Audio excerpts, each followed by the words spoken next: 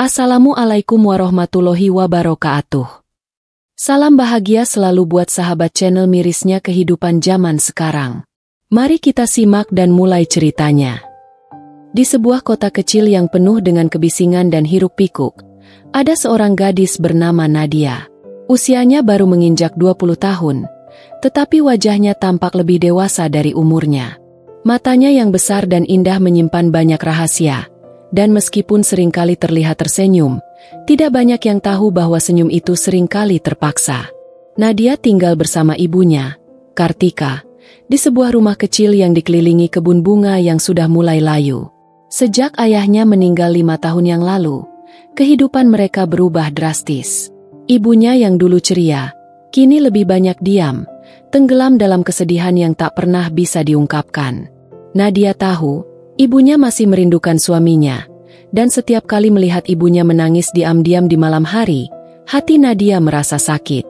Namun, Nadia berusaha keras untuk tidak menunjukkan kesedihannya. Dia ingin ibunya merasa tenang. Setiap pagi, sebelum ibunya terbangun, Nadia sudah pergi ke pasar untuk membeli bahan makanan dan menyiapkan sarapan. Dia tahu ibunya tidak pernah bisa memulai hari tanpa secangkir kopi hangat dan roti panggang yang sederhana. Senyum Nadia selalu terlihat cerah saat ia menyajikan sarapan di meja, meskipun hatinya merasa hampa. Teman-teman sekolah Nadia seringkali bertanya mengapa dia selalu terlihat baik-baik saja, seakan tak ada beban yang menghimpit hidupnya. "Nadia, kamu selalu terlihat bahagia, kenapa sih?"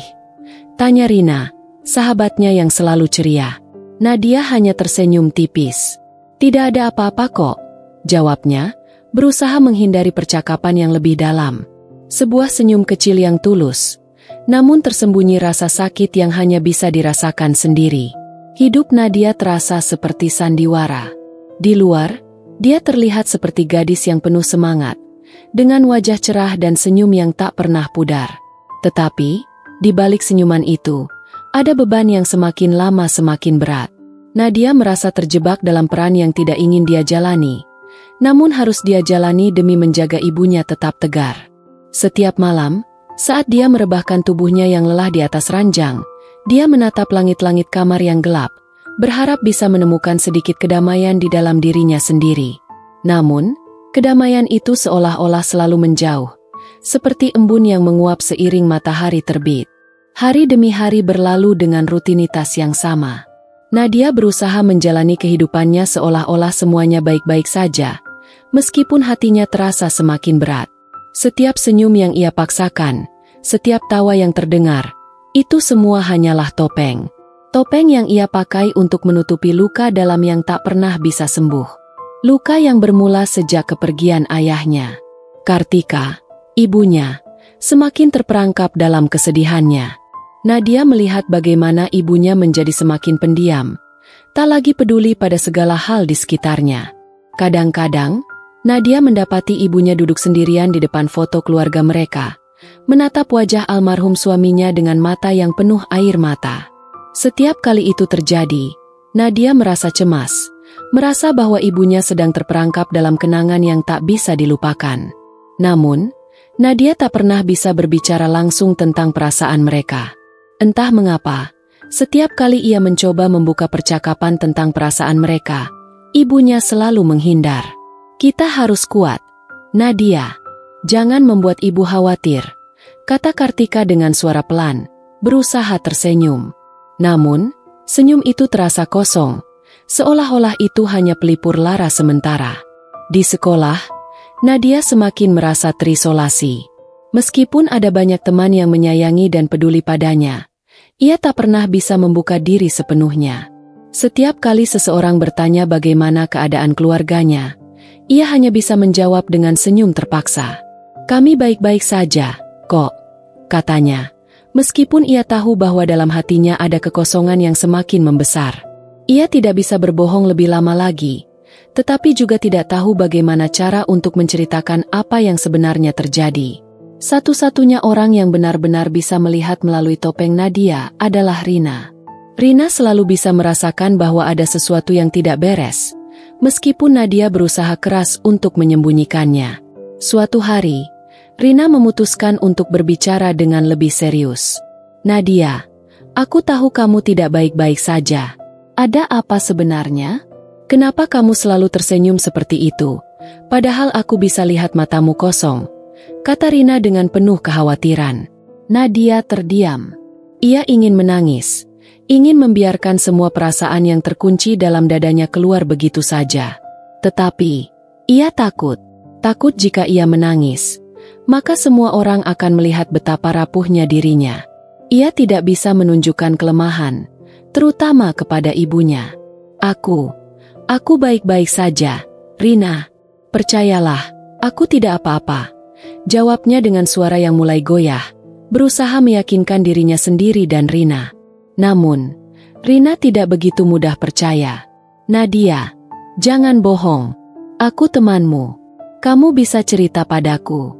Aku akan ada di sini untukmu, kata Rina dengan lembut. Nadia menundukkan kepalanya. Bibirnya mulai bergetar.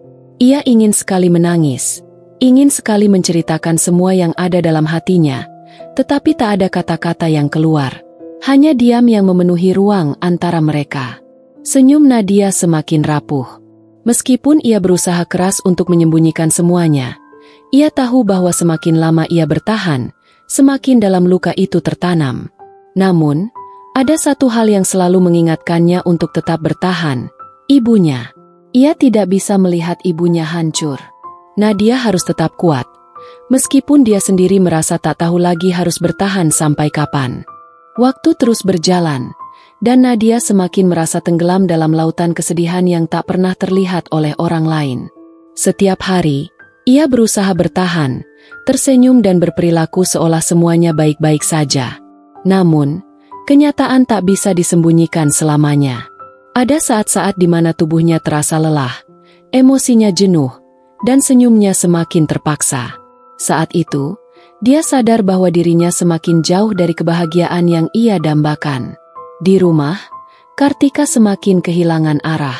Ketika Nadia pulang dari sekolah, ia menemukan ibunya duduk di ruang tamu dengan mata kosong menatap pintu.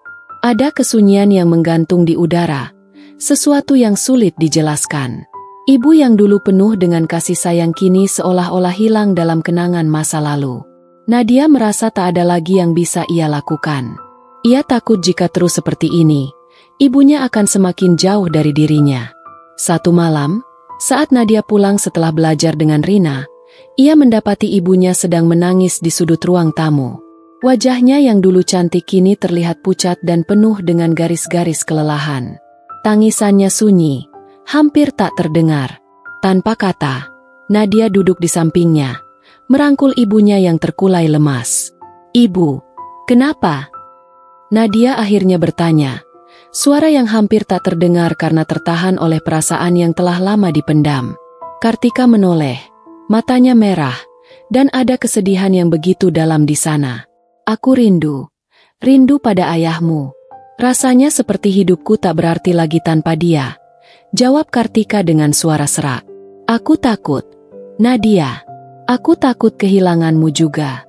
Tapi aku tidak tahu bagaimana cara untuk bangkit dari kesedihanku ini." Mendengar itu, hati Nadia terasa hancur. Ia selalu berusaha menjaga ibunya tetap kuat. Tetapi kini ia menyadari betapa rapuhnya sang ibu. Nadia ingin mengatakan sesuatu, ingin mengungkapkan rasa sakitnya, tetapi lidahnya seakan beku. Ia hanya bisa mendekap ibunya dengan lebih erat. Ia ingin mengatakan bahwa ia membutuhkan ibunya, bahwa ia ingin berdua kembali kuat, tetapi kata-kata itu tak kunjung keluar. Nadia merasa terjebak dalam situasi yang semakin menekan. Ia ingin merasakan kebahagiaan, ia ingin merasakan kelegaan, tetapi setiap kali ia mencoba melangkah menuju itu, bayang-bayang kesedihan dan kehilangan selalu menghantui. Ia tak bisa menangis, tak bisa bersedih, karena ia tahu ibunya membutuhkan kekuatan yang ia miliki. Tetapi, di balik kekuatannya itu, hati Nadia merasa terkoyak. Suatu hari, saat ia berjalan pulang dari sekolah, ia melihat sekelompok anak-anak bermain di taman dengan riang. Mereka tertawa lepas, tanpa beban, hidup dalam dunia yang penuh kebahagiaan. Nadia berhenti sejenak dan menatap mereka, merasakan kegembiraan yang sangat asing baginya. Ia rindu merasakan kebahagiaan itu, Tetapi entah mengapa, rasanya sangat sulit untuk meraihnya. Ia melanjutkan langkahnya menuju rumah dengan perasaan hampa. Ketika ia membuka pintu, ia mendengar suara Kartika menyanyikan lagu-lagu lama yang mereka nyanyikan bersama ayahnya. Lagu itu membuat Nadia teringat kenangan indah masa lalu, ketika keluarga mereka masih lengkap dan penuh tawa. Namun, kini lagu itu terasa seperti beban berat di dadanya, seperti kenangan yang terlalu indah untuk dipertahankan. Di dalam hati Nadia, ia berteriak. Ia ingin melepaskan semua rasa sakit ini, ingin mengungkapkan betapa lelahnya dirinya menjalani semuanya sendirian. Namun, dia tak bisa. Ia tahu, ibunya lebih membutuhkan dirinya untuk tetap tersenyum, untuk tetap bertahan. Namun, semakin lama ia bertahan, semakin ia merasa seolah dirinya akan kehilangan arah. Di balik senyum yang terpaksa, Nadia merasa terperangkap dalam dunia yang sepi dan penuh kesedihan. Ia tahu, jika ia terus berjuang sendirian, ia akan kehilangan dirinya sendiri. Tapi, ia juga tahu, jika ia berhenti berjuang, ia bisa kehilangan ibunya. Begitu banyak yang terpendam di hatinya, tetapi tak ada yang bisa ia ungkapkan. Semuanya hanya terkubur dalam senyum yang semakin rapuh. Waktu terus mengalir, dan segala sesuatunya terasa semakin berat bagi Nadia. Semakin lama ia menyimpan perasaan ini, semakin ia merasa seperti ada jurang besar yang memisahkan dirinya dari dunia.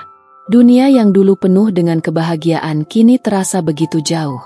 Senyum yang ia paksakan semakin sulit dipertahankan, namun ia tahu, ia harus terus berjalan. Tidak hanya untuk dirinya, tetapi juga untuk ibunya. Pada suatu sore yang sepi, saat langit di luar rumah mulai berubah merah keemasan, Nadia duduk di teras rumah, memandang bunga-bunga yang mulai layu di kebun mereka. Keheningan itu terasa begitu dalam, menekan dada dengan begitu kuat. Matanya mulai kabur, dan untuk pertama kalinya dalam waktu yang lama, ia menangis. Tangisannya datang tanpa bisa dibendung. Semua yang ia simpan begitu lama kini keluar, dan ia merasakan betapa sakitnya perasaan yang terus-menerus dipendam. "Ibu, aku lelah," kata Nadia. Namun tak ada siapa-siapa di sana. Hanya angin sore yang membawa suara hatinya yang terluka. Kartika, yang mendengar isakan Nadia dari dalam rumah, mendekat dengan langkah hati-hati. Ia tidak tahu harus berbuat apa, hanya bisa menatap putrinya yang sedang menangis. Rasa bersalah menyeliputi hati Kartika. Ia tahu bahwa selama ini Nadia berusaha keras untuk menjaga dirinya dan ibu mereka tetap kuat. Tapi Kartika tak tahu bagaimana cara untuk membantu. Ia merasa tidak cukup kuat untuk menjadi tempat bertumpu bagi anaknya. Nadia menatap ibunya. Air matanya masih mengalir. "Ibu, aku takut. Aku takut kehilanganmu. Aku takut kamu semakin jauh. Aku ingin ibu kembali seperti dulu. Aku ingin kita bisa bahagia lagi. Meskipun aku tahu itu sangat sulit. Aku hanya ingin merasa tidak sendirian dalam dunia ini," ungkap Nadia. Suaranya penuh dengan kesedihan yang tak terucap selama ini. Kartika terdiam. Air mata perlahan membasahi pipinya. Ia merasa begitu bersalah karena tidak bisa menjadi ibu yang baik untuk Nadia. Karena ia tak mampu memberikan kebahagiaan yang semestinya didapatkan oleh putrinya. "Maafkan ibu, Nadia. Ibu tidak tahu bagaimana cara melupakan semua yang sudah terjadi. Dan ibu tidak tahu bagaimana cara membahagiakanmu," kata Kartika dengan suara terisak. Tiba-tiba, Nadia merasakan sesuatu yang hangat di dadanya.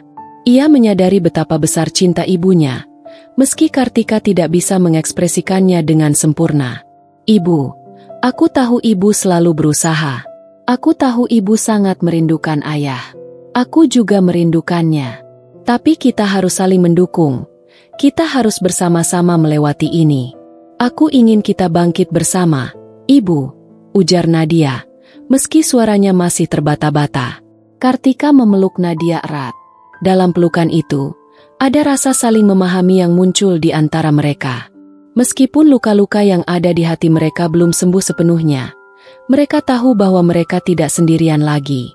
Kehilangan itu memang tidak mudah untuk dilupakan, tetapi mereka bisa bersama-sama menjalani hidup ini. Ada harapan yang muncul, sedikit demi sedikit, untuk memulai kehidupan yang baru, meskipun tidak ada jaminan bahwa semuanya akan kembali seperti dulu. Senyum Nadia yang terpaksakan mulai menghilang, digantikan oleh senyum yang lebih tulus.